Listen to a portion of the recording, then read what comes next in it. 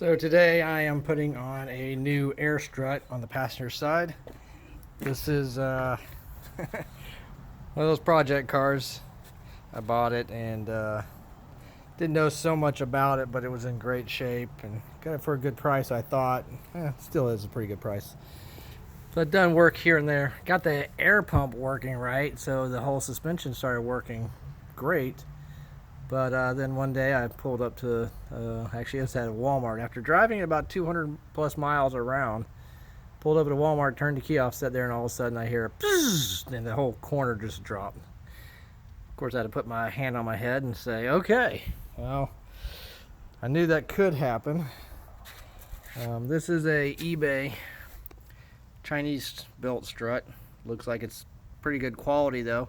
You can buy just the airbags, but I watched another guy on YouTube try to do that, and he did a okay job with it. It just looked like it's way too much work for the additional $200 it would cost to buy two of these. I'm just going to do the one side and let the other side ride, see what happens. If it goes bad, then do the same thing. But you start with pulling these nuts out here, one here and one back here, and one between all those wires. You can see it's already out. This cap goes over top of the wire here. You disconnect it obviously before you drop it out, and that will take care of the top part of the strut to drop.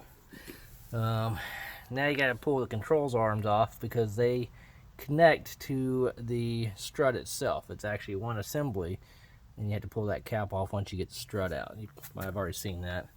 For me, I've got a problem with my boot, as you can see back there, that goes over my steering. I'm going to pull that loose and just put a generic boot on it. Get it to focus in there. I hope you'll be able to see enough that you can see how open up it is. The ball looks like it's in good condition. There's no looseness to it, so it hasn't been driven in a lot of salt. This isn't a northern car, so it didn't get all kinds of salt in it. But these are actually all these are 5/8 bolts I've taken off, except for the one here. That was a 1/2 inch bolt you take out of the top. This pulls off, and now I gotta just pry this off. Now it'll pop loose. On the bottom it looks like they're number 18s. I'm about to get on that as well to pull the fork off. One thing to know, if you do buy just the boot, is just the bag part, which is this part here, it still uses your internal shock. So if your shock, this is part of your shock here, if your shock actually is good and maybe low miles, I wouldn't mind using it. This car has 150,000 miles on it, so I just went for a whole new unit. There was good reviews about this Chinese, I think it's called like Max Speed part or something like that.